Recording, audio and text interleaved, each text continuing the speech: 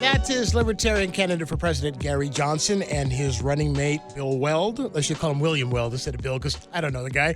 Gary Johnson. And it is Bill, by the way. It is Bill. He goes to Bill. Yeah, he goes by Bill. Just by Bill. And I was mentioning before you came, before we got on the air, that ad, it was being called at the time the greatest political ad done. And you say that there's a second one, the Abraham Lincoln ad.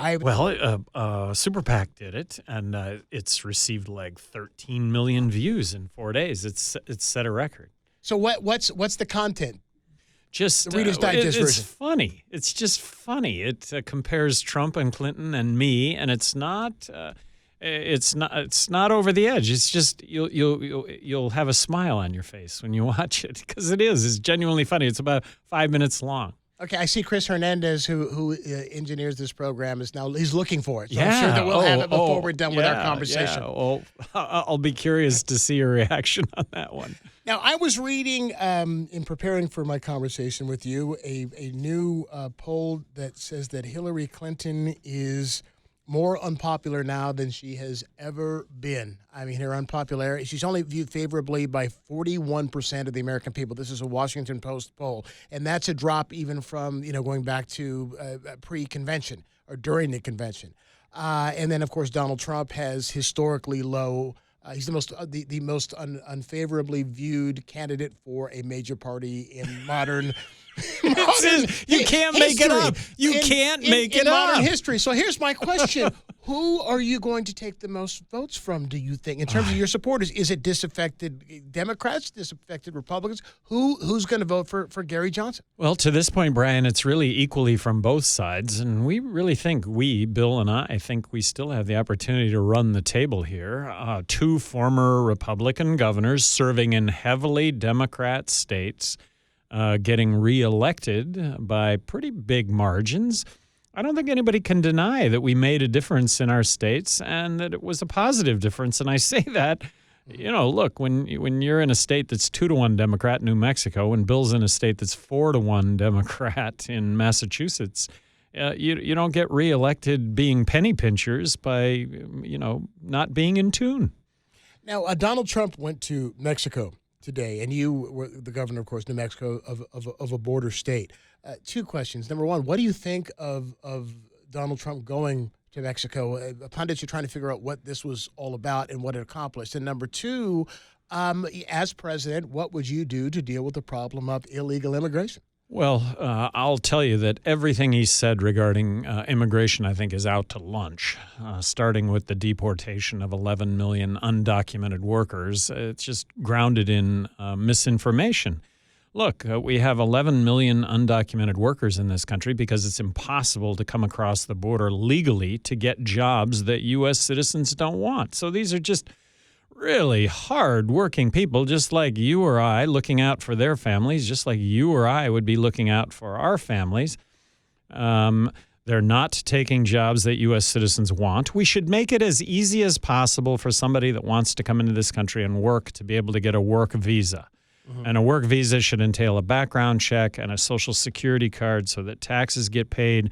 With regard to the 11 million undocumented workers that are here in this country right now, we should set up an easy process where you can come in the door, get your work visa, as long as you've been law-abiding. And look, you're not going to jump the line when it comes to citizenship, but citizenship is a whole nother topic, and that's part of comprehensive immigration reform, which also should take place. All right. Now, what you are saying sounds a lot like what the conservatives consider to be the dirty A word, amnesty.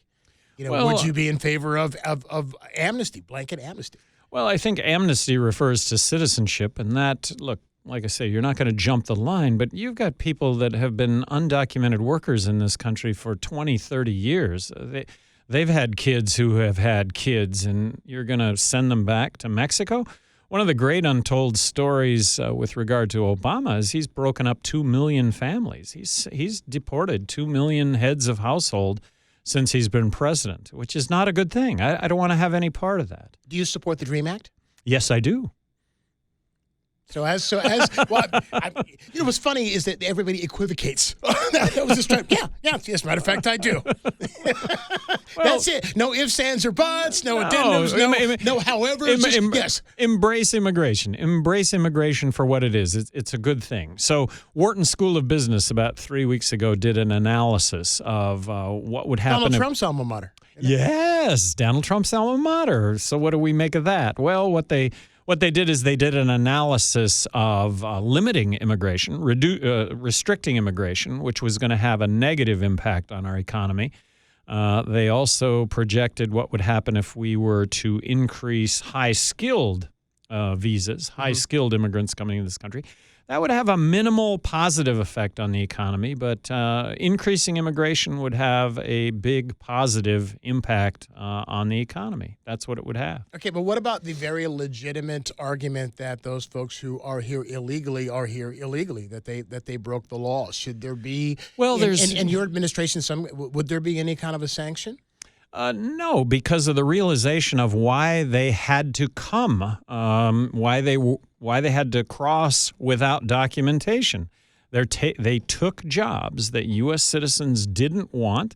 Imagine you or I in the same circumstance. You can't get across the border. The jobs are there, and you're just wanting to look out for your own family. Well, you cross the border illegally. You don't go through channels to cross the border. And this goes back 20, 30 years. I mean, this has been going on for a long time. Don't put the government in charge of quotas either. They don't work. There'll either be jobs or there won't be jobs. And right now, there are more people going back across the border into Mexico because there are more jobs in Mexico right now. And legal crossings of the border right now are at like a 12-year low. Let's shift to talk about the debates for a moment because we're, I guess, about 3.5 weeks away from the 26th of September. And Hillary Clinton, they say, is in heavy preparation. Donald Trump, who knows if he's preparing or not. In order for you to get in the debate, you've got to poll at 15%. Today, looking at the Real Clear Politics average, you're right at about 8%. So, what needs to happen? Of the 5 polls that the Presidential Debate Commission has identified as the polls, we're right at 10. And that's an increase of about from 6 to 10 just in, maybe the last 5 weeks. So we think, given that we've raised money and that we've now hit the airwaves and kind of gone up in a number of states, that we might actually pull this thing off. We still think we're going to run the table on this. You keep saying run the table. How do you mean run the table? Well, being in the presidential debates. Right now, 70% of America doesn't know who I am. There are a lot of people listening right now that's going, who's Brian got on today? Well, Gary Johnson, former governor of New Mexico, running for president of the United States. 70% of Americans don't know who I am. If I'm in the presidential debates, 100% of people will know who I am. But you're on the ballot in all 50 states. Yeah, yes, and the only third party on the ballot in all 50 states and the District of Columbia. But it is estimated right now that the first presidential debate is going to garner more viewership than the Super Bowl. Well, now I'm back to running the table.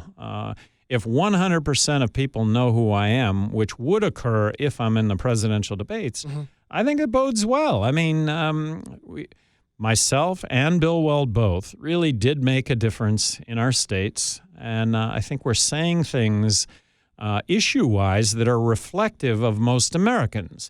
And very quickly, being fiscally conservative, smaller government is better, lower taxes is better, being socially inclusive. Look, you and I should be able to make choices in our own lives, period, as long as those choices don't put others in harm's way. And then I'm really skeptical of our military interventions. I am really skeptical when it comes to us supporting regime change that I think has resulted in a less safe world, not a more safe world. Would you close Guantanamo Bay? I would, for the reasons that we all care about, which is torture and then being detained without being charged. But there does need to be a Guantanamo-type facility. I'm going to be 100% transparent. What do you mean a Guantanamo-type facility? Well, Obama, he didn't close Guantanamo, and he promised to close it. Well, here's what he found out, and he has yet to articulate this to everybody, is that there is a group of terrorists, suspected terrorists, that the evidence is overwhelming that, yes, they are a danger to this country. You can't deport them back to their country of origin, because if you deport them back to their country of origin, they're going to kill them right when they get off the plane. So would be no due process in that whatsoever. And so this is a facility that's in this kind of limbo land, and it's going to exist. I mean, when you take a category of prisoner with as many with as many as do exist in this area of limbo, you're going to need a Guantanamo type facility. All right, so are they military prisoners as you see it, a POWs, so to speak, or are they simply criminals who've broken U.S. laws and need to go through due process and go to the American criminal justice system? Well, it doesn't have to be the American criminal justice system. It could be military tribunals, but that there should be due process, something that isn't occurring right now. But what do you do with them then? In a due process kind of a situation, all right, they're sentenced to however many years, and let's just assume that some of them are going to get sentenced to a number of years. Well, where do you incarcerate them? Now I'm back to just arguing that there perhaps or would be a Guantanamo type facility. But the whole objection to Guantanamo, which I share, is look, no more torture, no more getting held without due process. Now, Obama pledged that he was going to close Guantanamo, but I think he came up against the reality that I just stated, and I wish he would have just been transparent and said, hey, look, this is what I thought we could do with regard to Guantanamo, but hey, if we close Guantanamo, we're just going to have to reopen a new facility somewhere else. Where do you stand on Syrian refugees? I think we need to take our share of Syrian refugees. And I say our share. I don't know what mathematically that is, but we certainly have to share in the responsibility of the fact that there are 11 million refugees out of half the population. I do believe that to solve Syria, which is very serious, we're going to have to join hands diplomatically with Russia to achieve that. And not that Obama isn't engaged in that, but look, Syria, we go in, we support the opposition in Syria and Libya, both. And the opposition, although not directly allied with ISIS, ISIS and the opposition are both fighting the regimes in those countries. Well, we arm the opposition. This is Obama, this is Clinton. Not on purpose, not intentional, but we arm the opposition. The opposition gets beaten, and all the arms end up in ISIS hands. Well, this is what we do. With me here in the studio, Libertarian candidate for president, Gary Johnson. We're not taking calls during this interview, but I have a number of questions that listeners have posted on Facebook, as well as they called in between 2 and 2:15 with questions for you. So we will get to those right after we take care of some business. I'm Brian Copeland, and you're listening to KGO 810. Into IKEA and seen that 600 square feet that has a toilet and a shower and a place to cook and a bed and a desk, and it's 600 square feet. Well, now I'm back to setting aside 20 acres without regard to zoning. Now you're going to bring together architects and engineers, but they're going to create these 600-foot spaces that, Brian, I'm willing to bet like 1/10 the current cost of building that kind of arrangement. 1/10. Well, 20 acres here in San Francisco, even in the most undesirable place, not that there is an undesirable place, right? is not affordable. Well, but San Francisco is going to have that land. The city of San Francisco, someplace. I'm willing to bet. Yeah, and if they want to really address affordable housing, it's going to be devoid of any government intrusion in it whatsoever. And can you theorize that would be? Well, in theory, yes. And on paper, it sounds good. It does. On paper, it but sounds good. But nobody does it. Nobody does it because you can't discard these zoning laws and regulations, and you can't do away with building code and what have Well, you. let's talk about regulations for a minute, because what I had folks post on Facebook as well as call in with questions to ask you, since we're not taking calls during this segment. And one of the first questions is what you would do, speaking of regulations, about the EPA and protecting our environment. What did Johnson administration abolish the EPA? No, I think that fundamental role of government is to protect us against individuals, groups, corporations, foreign governments that would do us harm. And I think pollution comes under the category of harm.